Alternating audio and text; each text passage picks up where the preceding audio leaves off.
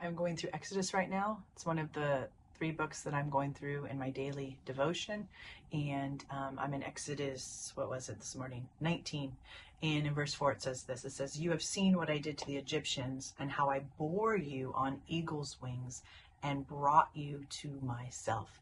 And when I came to that verse 4 in Exodus 19, I was thinking immediately when it talks about being born on eagle's wings, it made me think of Isaiah 40. And that's what's so cool about scripture and reading the Bible, is how much scripture interprets other scripture. And so I'm like, hey, I want to dig into that a little bit. So I went to Isaiah 40, and it was verse 29 to 31 that I just want to read to you and just kind of share just a little bit with you this morning. It says this, speaking of God, it says, "He gives power to the weak, and to those who have no might, he increases strength. Even the youths shall faint and be weary, and the young men shall utterly fall.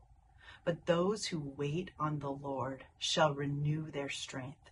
They shall mount up with wings like eagles. They shall run and not be weary. They shall walk and not faint." And I really was thinking, I know we get really fixated on that last verse 31. It is so powerful.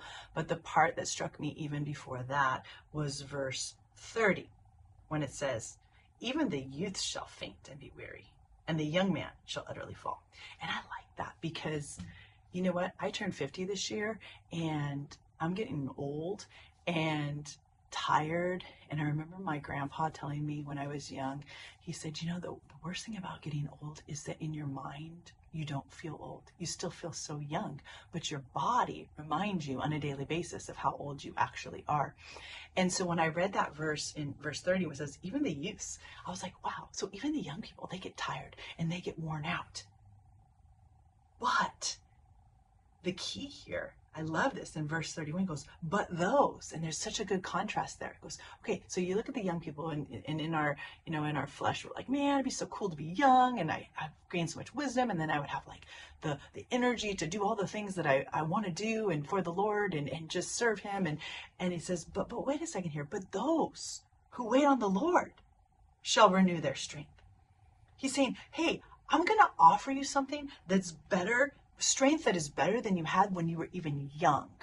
And I was like, wait, what? And that's kind of what I felt like God was showing me. He's like, I have strength that's better than even when you were just a young one.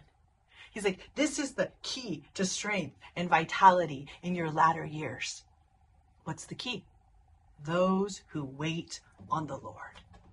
Those who return to the Lord. Those who find their rest in the Lord. Those who go to the Lord for their strength. What does it say? He gives power to the weak. Those that recognize on a daily basis, I can't do this, Lord. I need you. He's like, I have better strength for you now at 50 than I had for you at 20 if you're willing to come to me and wait upon me. And as you wait upon me, you shall renew your strength. And that word that little phrase, that little root means again. So again and again and again, come to me, and I will give you strength, and I will give you more strength.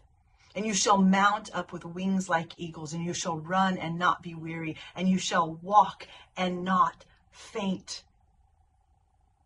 That's what I want. That's what he has for us. But he says, this is it. You have to come to me. Come to me. Are you coming to the Lord? Are you returning to him? Are you finding your rest in him?